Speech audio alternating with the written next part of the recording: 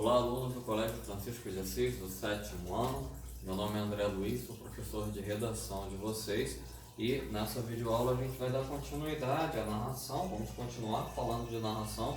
O gênero narrativo, inclusive, é o gênero que vai ser cobrado na nossa prova de redação, tá bom? Nessa semana aí do dia 4 até o dia 8, vocês vão ter esse período para poder fazer a prova da redação, o formulário lá no Classroom.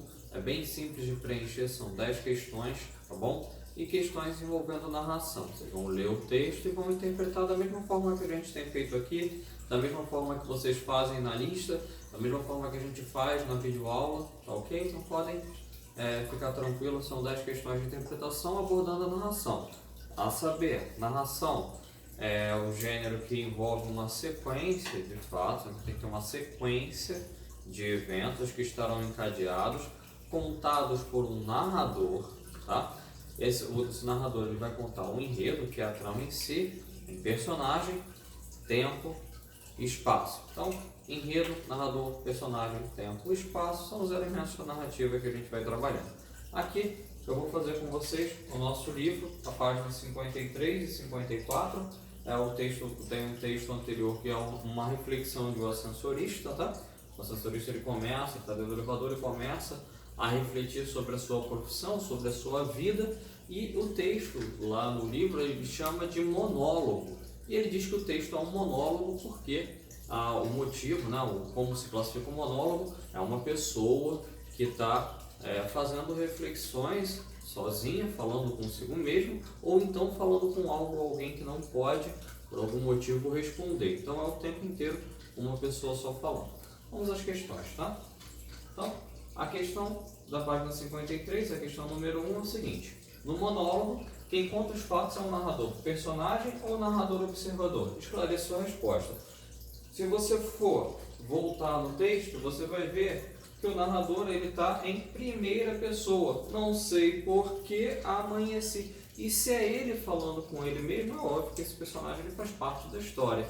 Então, o narrador é personagem, porque ele participa dos fatos e os relata em primeira pessoa. Não sei por que amanhecer. Não sei, o sei é o verbo conjugado em primeira pessoa e amanhecer o verbo também em primeira pessoa. Narrador, personagem, primeira pessoa, participa dos eventos que ele está narrando.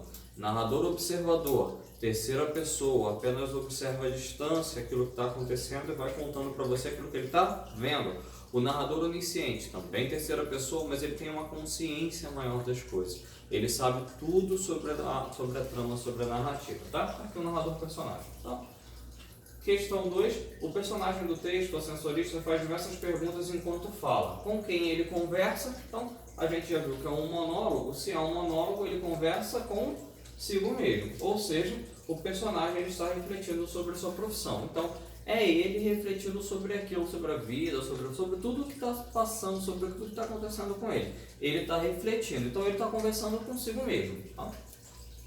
A questão número 3 fala assim: chama-se monólogo, aqui a definição de um monólogo está lá no nosso livro, ainda na página 53.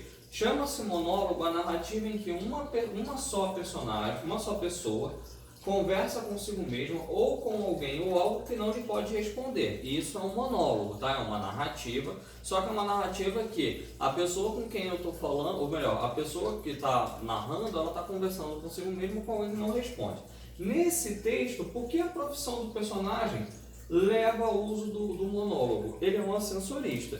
Ele, no elevador, a maior parte do tempo ele está sozinho. Então, a resposta é essa. No elevador ele convive pouquíssimo tempo com pessoas estranhas que entram e saem, geralmente sem a oportunidade do diálogo. Então, além disso, sua função o obriga a permanecer parado, isolado por um longo tempo. Então ele não tem um contato muito grande com as pessoas, ele fica isolado e aí ele começa a refletir sobre a sua própria vida. Tá?